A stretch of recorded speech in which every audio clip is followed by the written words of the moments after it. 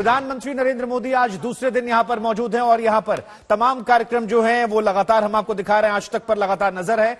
आज जबकि 12 मार्च है, 11 बजे प्रधानमंत्री अहमदाबाद के दहगाम स्थित रक्षा शक्ति यूनिवर्सिटी के स्नातक कार्यक्रम में शिरकत करेंगे। उससे पहले उनका यह रोड शो, जहां पर तमाम लोगों का अभिवादन स्वीकार करते हुए 2 साल के बाद प्रधानमंत्री यहां पर पहुंचे हैं। गुजरात का उनका यह दौरा है, क्योंकि बार बार हम कह रहे हैं उनका यह गृह राज्य है। इस साल वहां पर चुनाव होने वाले हैं और ये दोनों चीजों को अगर आप जोड़ेंगे तो ये बहुत ज्यादा जरूरी प्रधानमंत्री के लिहाज से हो जाता है।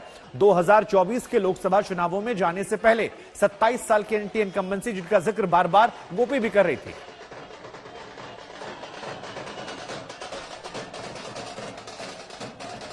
अब सीधे रुख करते हैं हम गांधीनगर का। हमारे एक और संवाददाता सौरभ हमारे साथ जुड़ रहे हैं। सौरभ, जरा बताइए, अपनी आंखों देखी जहां पर आप मौजूद हैं वहां किस प्रकार की तैयारियां की गई हैं? प्रधानमंत्री कब तक पहुंचने वाले हैं? क्या कुछ कार्यक्रम वहां पर?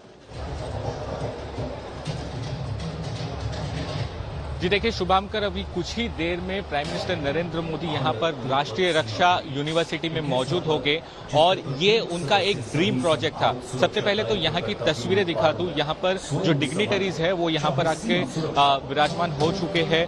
जो डिफेंस से जुड़े हुए जितने भी लोग हैं, जो सीनियर डिफेंस के ऑफिसर्स हैं, वो सभी के सभी यहां पर आ चुके हैं।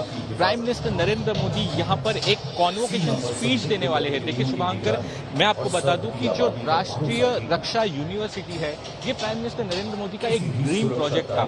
और ये यूनिवर्सिटी क्या है? ये यूनिवर्सिटी ये है कि जो इंटरनल और नेशनल सिक्योरिटी होती है उस क्षेत्र में जो स्टूडेंट्स उन्नति करे, क्योंकि हम बाहर के देशों पर डिपेंड ना करें और हमारे पास ही ऐसे स्टूडेंट्स मौजूद हो, ऐसे लोग मौजूद हो जो इंटरनल और नेशनल सिक्योरिटी को बहुत ही ज्यादा मजबूत करे।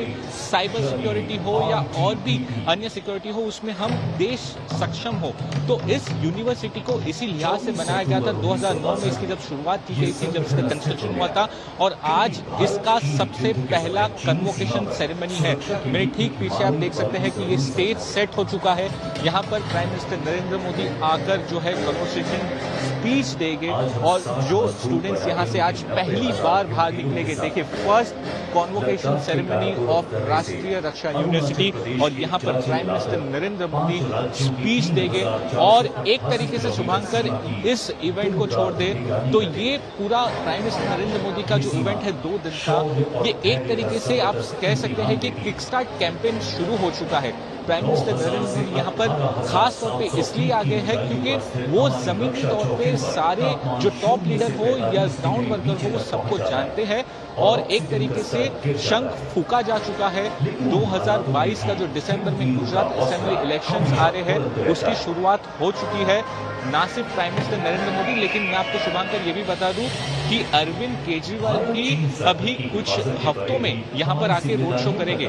तो आप समझ सकते हैं कि गुजरात में इलेक्शन माहौल एकदम सेट हो चुका है और यहाँ पर एक तरीके से कैंपेनिंग शुरू हो चुकी है। इस इवेंट के बाद प्राइम मिनिस्टर नरेंद्र मोदी, कई सारी उनकी मीटिंग्स लाइनअप है। दोपहर तक वो मीटिंग्स, मैं आपके पास आता हूं सौरभ, मैं आपके पास आऊंगा और आपसे आगे अपडेट लूंगा, लेकिन एक बार मैं गोपी के पास चलता हूं। गोपी, जो सवाल मैंने आपसे पूछा था, कितनी ज्यादा अहमियत रखता है, क्योंकि कहा जा रहा है अरविंद केजरीवाल भी एक्टिव हो गए हैं, और जो सवाल मैंने पूछा, 24 से पहले 22 का चुनाव, प्रधानमंत्री का गृह राज्य, जीते तो शायद बहुत बड़ा क्रेडिट नहीं, लेकिन अगर कुछ हो गया तो सवाल बहुत ज्यादा गंभीर खड़े होंगे 24 के लिहाज से।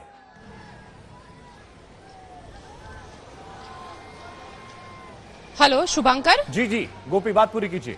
आप अपना सवाल दोहराएंगे? गोपी, सवाल मेरा यह है कि 2022 में जो ये चुनाव, बिल्कुल, देखिए अरविंद केजरीवाल जी, जो ये चुनाव है ये प्रधानमंत्री गृह राज्य में है।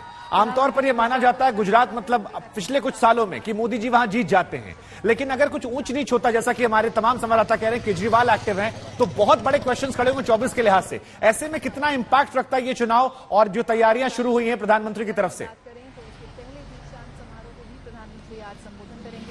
बिल्कुल, ये काफी महत्वपूर्ण हो जाता है शुभंकर। और देखिए शुभंकर, कल प्रधानमंत्री जब कमलम पर पहुंचे थे, जो बीजेपी दफ्तर है वहां पे, और उनके विधायक जितने भी सांसद सभ्य है, साथ ही संगठन के जो लोग हैं, उन लोगों को जब एड्रेस कर रहे थे तो प्रधानमंत्री ने काफी महत्वपूर्ण चीजें उनको दी। उनको जीत के लिए एक मंत्र भी दिया। उनको ये कहा कि आप लोगों के बीच में रहिए, क्योंकि कहीं ना कहीं लोगों के बीच की, क्योंकि अब 27 साल हो चुका है बीजेपी को, तो लोगों के बीच की जो कनेक्टिविटी है वो नहीं दिखाई देती है। तो प्रधानमंत्री ये कह रहे थे कि लोगों के बीच रहे। आपको मैं बताती हूँ शुभांकर, जब यहाँ पे गुजरात के मुख्यमंत्री के तौर पर हुआ करते थे नरेंद्र मोदी, तब उस वक्त उन्होंने टिफिन सम्मेलन की शुरुआत की थी। टिफिन सम्मेलन यानी किसी एक डिस्ट्रिक्ट में वो जाते थे तो वहां पे जितने भी लोग थे वो अपने अपने टिफिन लेके आते थे और टिफिन शेयरिंग होती थी। जब टिफिन शेयरिंग होती थी तो ये कहा जाता है कि टिफिन शेयरिंग के साथ लोगों की जो आत्मीयता है वो काफी ज्यादा बढ़ जाती है और अपनापन आता है। तो प्रधानमंत्री ने भी कल लोगों को ये कहा कि आप टिफिन सम्मेलन कीजिए, आप लोगों के बीच जाइए, उनके साथ अपनी टिफिन को शेयर कीजिए, ताकि लोगों के साथ एक कनेक्टिविटी आएगी। साथ ही प्रधानमंत्री ने कहा कि आप छोटे छोटे सम्मेलन कीजिए। पिछले 2 साल से कोविड था, जिसकी वजह से कई सारे ऐसे जो आम लोग हैं उनके साथ कनेक्टिविटी नहीं हो पाई है। बिल्कुल गोपी, तो आपने तमाम ये महत्वपूर्ण बातें की और ये समझा रही हैं कि छोटी छोटी चीजों का ख्याल सियासत में कितना ज्यादा रखा था।